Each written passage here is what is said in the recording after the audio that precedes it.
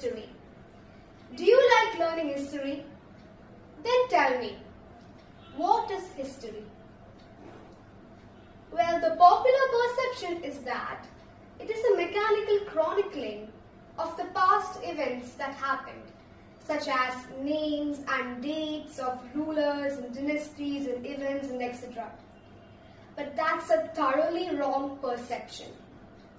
History is a discipline that seeks to understand or reconstruct our past human life and society based on available literary, archaeological, and linguistic evidences and resources. It is also an attempt to make sense of the present, who we are, how we evolved to be what we are, how we ended up being where we are, how we ended up eating what we eat, wearing what we wear, and studying what we do. For instance, why are we studying history in English instead of our mother tongue? So based on this knowledge, it also helps to shape a better future. So that's what history is all about. In other words, history is a discipline that engages with our past, present, and future. Now, having looked at how to define history, shall we move on to our lessons? Okay, good. Now, in your lower classes, you've learned about 4 prominent civilizations. Can you recall which are they? Yes, Mesopotamian civilization, then Egyptian civilization, Chinese civilization, very good, and Harappan or Indus Valley civilization. I hope you can recall whatever you've learned about these 4 civilizations in your lower classes. Aren't you still curious to know more about these civilizations? Yes, so that's why I'm here, to quench your curiosity about these civilizations. Today we are going to learn the 2nd chapter in social science, titled The River Valley Civilizations. So are you ready? Okay, what are we waiting for? Let's start. So the first civilization you're going to learn about in this chapter is Harappan or Indus Valley civilization. Our chapter starts with an incident, but before summarizing that incident, let me tell you one important thing. There was a time in India where it was believed that the Vedic civilization was the first ever civilization that existed in the Indian subcontinent. But this incident, which happened in pre-independent India, really shattered our knowledge about ancient human life and civilization in the Indian subcontinent. Now, let me summarize that incident for you. So this incident, it happened in 1856 during the British rule. The British decided to lay railway from Multan to Lahore, and they decided to lay the railway through Indus Valley. That's very important. They decided to lay the railway through Indus Valley. And do you know who were assigned the charge of its construction? Yes, very good. The Brunton brothers were entrusted with the task of its construction. Now, even though the brothers, who were excellent engineers, worked their fingers to the bones with the laborers, they could not fix the railway in a loose soil. Thus, the construction came to a halt. But suddenly, some hard-burnt bricks drew the laborers' attention. Without wasting any time, they paved those bricks and laid the line. Now, I hope I made this incident really clear for you. Little did the laborers or the engineers know that those hard-burnt bricks were the remains of a great civilization that had existed centuries back. Now that civilization is known as Indus Valley Civilization or Harappan Civilization. And next excavation was undertaken in 1921 when Sir John Marshall was the Director General of the Archaeological Survey of India. Now, who was Sir John Marshall? Sir John Hubert Marshall was the Director General of the Archaeological Survey of India from 1902 to 1928.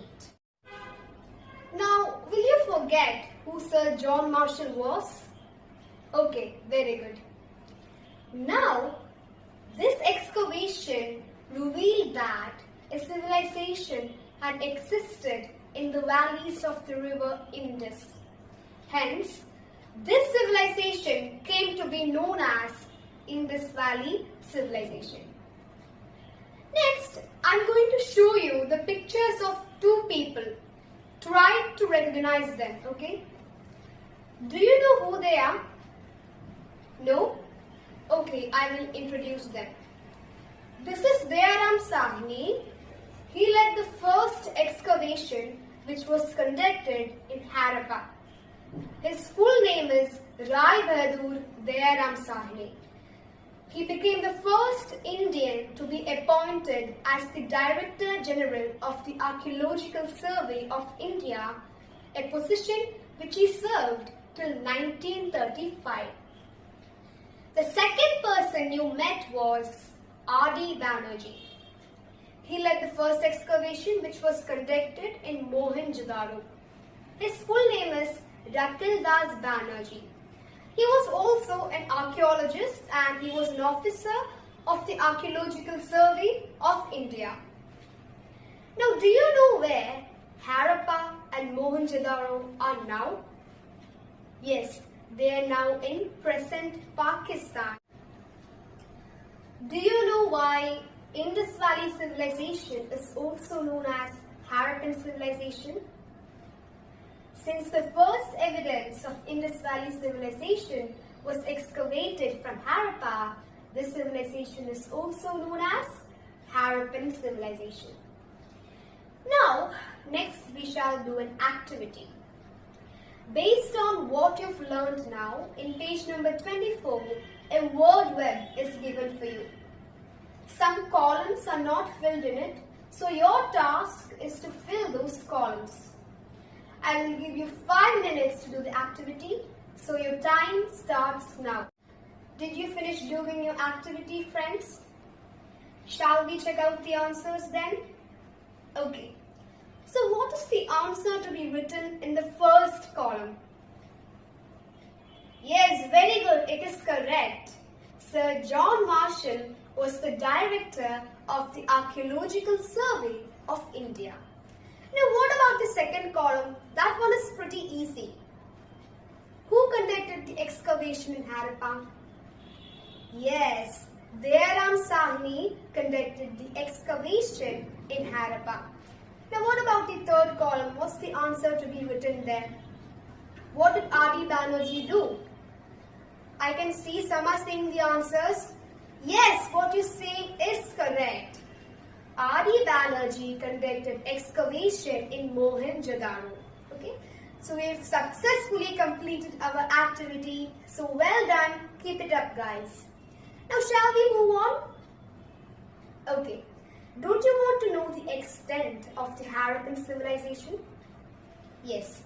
The Harappan civilization stretched across the region ranging from the western part of Pakistan to Alamgirpur in Uttar Pradesh and from Kashmir in the north to Narmada Valley in the south.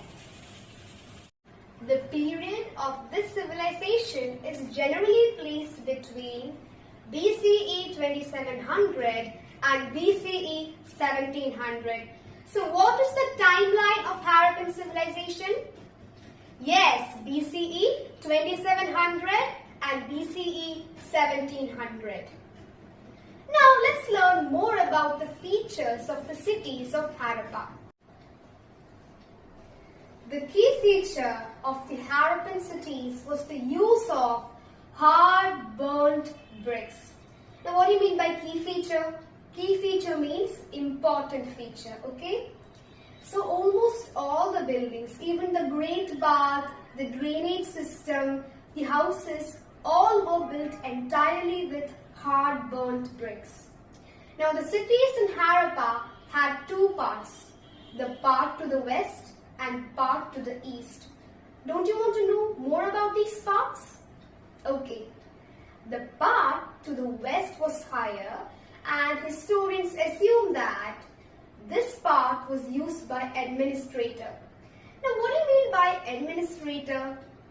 A person who is in charge of something is known as administrator.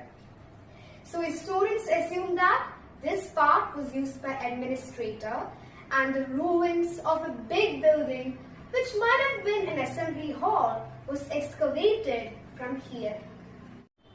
Now the second part is the part to the east. The part to the east was lower and it was populated by common people. The ruins of many buildings which might have been houses was excavated from here. Now will you fail to recall whatever you've learned about these parts of the cities? I know you won't. Very good. Now let's learn more about the cities of Harappa. The houses in Harappa was built on both sides of the planned streets. They were of diverse structures. Some had only one room, whereas others had more than one room, a courtyard and even a well. But the common feature of all the houses was that every house had a toilet. So what was the common feature? The common feature was that every house had a toilet. Now let's learn more about the drainage system in Harappan cities. The drainage system is a remarkable feature of the Harappan cities. The wastewater from the houses was let out into these drains. These drains were connected to a main drain in the street. And do you know that these drainage systems are so big that even a human could walk in the middle of one? Effective drainage system existed even in small towns and villages back then. So from all this information, we can understand about the personal and social hygiene maintained by the Indus Valley people. Now, apart from hygiene, Indus Valley people were experts in architecture. In Mohenjo-daro, a great tank called the Great Bath was discovered. So that Great Bath is an evidence for the architectural skills of the Harappans. The Great Bath was also built entirely with hard burnt bricks. Now let's learn about the granaries and agriculture in Harappan civilization. The granaries are another prominent feature of the Harappan civilization. The granaries are noteworthy among the ruins discovered from Harappa. Now what are these granaries? Yes, granaries are big buildings with the facility to store and dry grains. The remains of wheat, barley, millet, sesame, pulses, etc. have been discovered from here. Evidence of rice cultivation has been discovered from Rangpur and Lothal in Gujarat. Cotton was also cultivated. The urban folk relied on the villages for food and work. The villages were the major market for urban products. So from this we can understand about the role played by the villages in the existence of the Harappan civilization. Now as we know, agriculture is the base of every civilization. So just like that, agriculture is the backbone, the lifestyle, the chief occupation of the Harappan people. The agricultural fields in the villages were very fertile. It's the alluvial soil put down by the river Indus that made these fields very fertile. In Kalibangan in Rajasthan, farming was done by ploughing the land. The clay figures of ploughs was excavated from here. Canals were constructed for the purpose of irrigation. Now, apart from agriculture, Harappans also domesticated animals. Plenty of animal bones have been unearthed from here. The clay figures of elephants and rhinoceros also have been unearthed from here. They reared ox, pig, goat and sheep. The surplus agricultural products were stored in the granaries. The grains collected in the form of revenue was also stored in the granaries. The grains thus stored were made available to the public. So such granaries are the evidence for the existence of an efficient administrative system. Now you know that the Harappan granaries can speak many things about the administrative system of that period. You know that trade offers many advantages such as fueling economic growth, increasing the quality of living, etc. So now let's learn about the trade in Harappa. Do you remember Mesopotamian civilization from your 5th standard? You do? Okay, that's good then. The inscriptions discovered from Mesopotamia mention their trade relation with Meluha. Now, what is this Meluha? Historians opine that Meluha is probably Harappa. The Mesopotamian seals widely found from Harappa also provide evidence for this trade link. Lothal was one of the centers of maritime trade.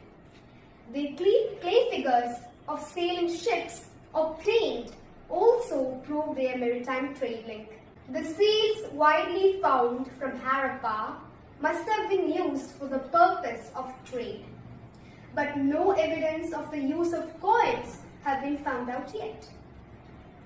Even though iron was unknown to the Harappan people, they were experts in making bronze. They collected copper from the mines of Khetri in Rajasthan and tin from Central Asia. Copper was mixed with tin to make bronze. So, since bronze was widely used in Harappan civilization, it came to be called as Bronze Age civilization.